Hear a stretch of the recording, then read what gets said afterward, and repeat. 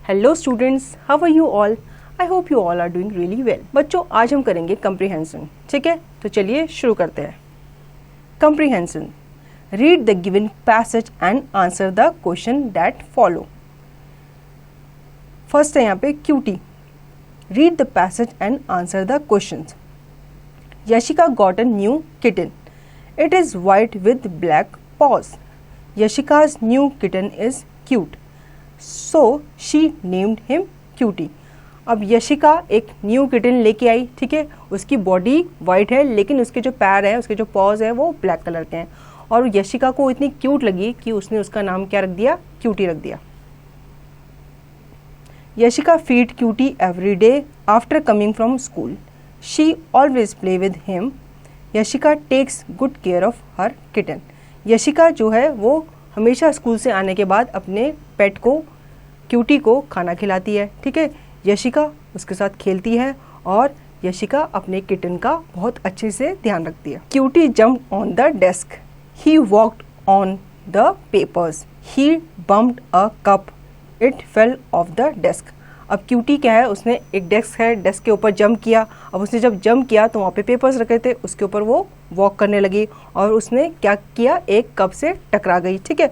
और वो कप जो है वो कहाँ से गिर गया? टेबल से, डेस्क से नीचे गिर गया।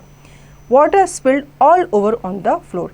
अब वो जब कप गिर गया बच्चों, तो उसमें पानी रखा था, वो क्या हो गया? फ्लोर पे सारा का सारा पानी गिर गया।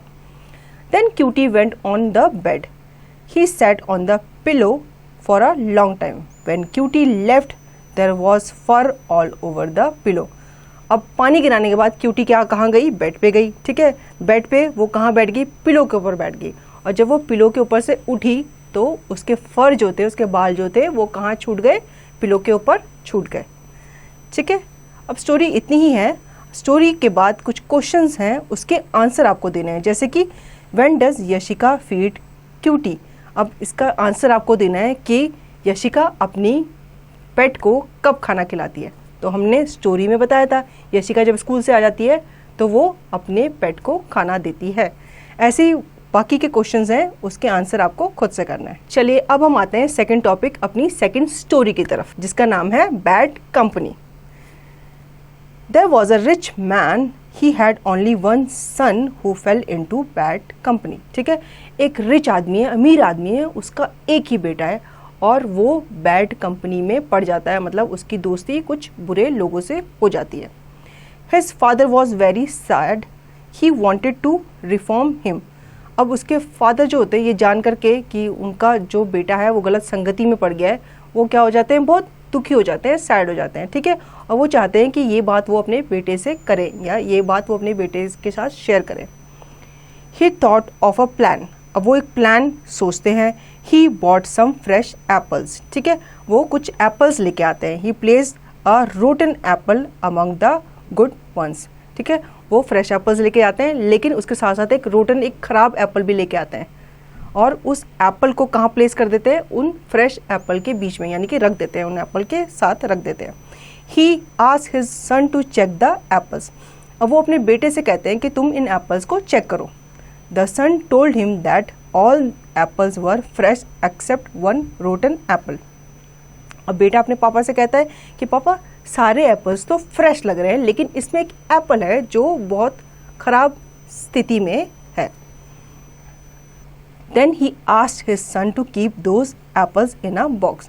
अब उसके पापा जो होते हैं, उसके फादर जो होते हैं, वो उसको बोलते हैं कि आप इन एप्पल्स को एक बॉक्स में रखो, और वो बॉय भी वैसे ही करता है. A few days passed.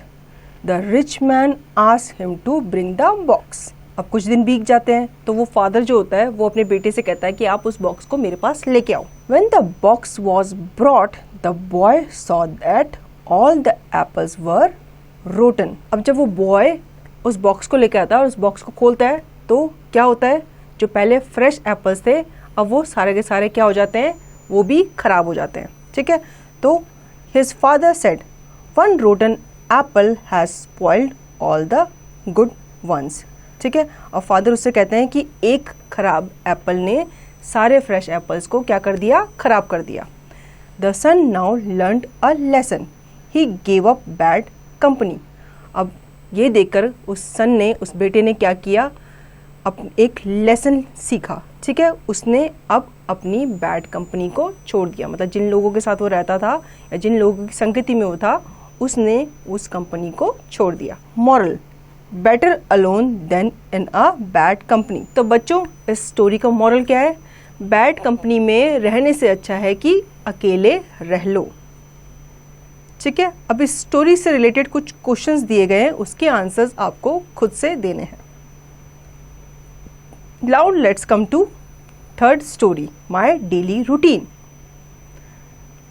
I always get up at 6 o'clock. On weekdays, I take a quick shower. Then I eat my breakfast. I usually eat chapati and सब्जी। बच्चों, इस स्टोरी में एक बच्चा बता रहा है कि वो मॉर्निंग में 6 बजे उठ जाता है, ठीक है। वीकडेज में वो क्या करता है, जल्दी उठ करके जल्दी शावर ले लेता है और अपना ब्रेकफास्ट भी जल्दी फिनिश कर लेता है। अब बच्चों, ब्रेकफास्ट में आप लोग क्या खाते हो? पोहा, उपमा, आप कुछ भी खाते हो, ठीक है। यहाँ पे ये बच्चा बता रहा है कि मैं अपने नाश्ते में क्या खाता हूँ, रोटी और सब्जी खाता हूँ। Sometime I had a bowl of serial, मैं कभी कभी बोल ऑफ सीरियल भी ले लेता हूँ। Every day I drink a glass of milk, और मैं डेली एक ग्लास ऑफ दूध पीता हूँ। I also remember to feed the cat and water the 2 plants in our balcony। अब मैं डेली क्या करता हूँ, मैं ये याद रखता हूँ कि मुझे क्या करना है, कैट को फीड करना है और 2 प्लांट्स को पानी देना है। My school bus comes at 7:45, the classes start at 8 and school get over at 2:30 in the afternoon. अब वो टाइम बता रहा है कि मेरी स्कूल बस आ जाती है 7:45 पे, मतलब 7:45 पे मेरी बस आ जाती है और मेरा स्कूल जो है वो कब स्टार्ट हो जाता है, 8 बजे, सुबह 8 बजे स्टार्ट हो जाता है और कब ओवर होता है, 2:30, मतलब 2:30 बजे वो ख़त्म हो जाता है। I have some snacks at school during break, ठीक है। वो कहता है मैं अपने ब्रेक टाइम में कुछ स्नैक्स खा लेता हूँ। At lunch time I usually eat rice and some pulse at home.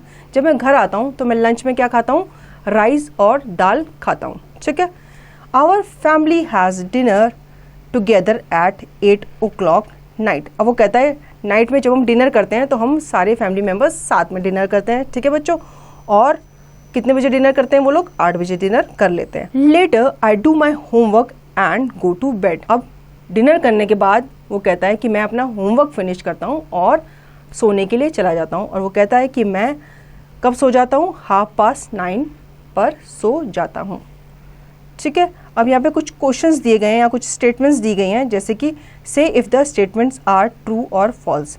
अब कुछ स्टेटमेंट्स हैं वो आपको बतानी है कि वो ट्रू है या फॉल्स है। जैसे कि फर्स्ट मैं आपको एक्सप्लेन करती हूँ, I always get up at 7:30। तो ये स्टेटमेंट रॉन्ग है, तो आप यहाँ पे क्या लिखोगे, फॉल्स लिखोगे। वो बच्चा कब उठ जाता है, सुबह 6 बजे उठ जाता है, ठीक है। तो ऐसे ही आपको बाकी एक्सरसाइज के आगे ट्रू और फॉल्स लिखना है। Now let's come to our 4th story, Babu and the river goddess, ठीक है। Read this story and answer the question.